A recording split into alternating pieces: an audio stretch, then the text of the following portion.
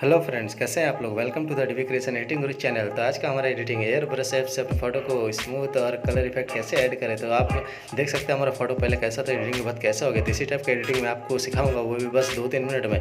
तो ज़्यादा वीडियो लंबा नहीं है, पूरे वीडियो को देखा कि स्किप ना करें। अगर चैनल पर नए आए तो चैनल को सब्सक्राइब कर दीजिए, लाइक कर दीजिए और कमेंट में बताइए आप आगे क्या देखना चाहते हैं। अपने दोस्तों में वीडियो को शेयर कर दीजिएगा। तो ज़्यादा देरी न करते हुए, ज़्यादा कुछ न बोलते हुए अपने वीडियो को मैं स्टार्ट करूँगा। तो मेरे साथ पूरे वीडियो बने रहिए। तो लेट्स गो।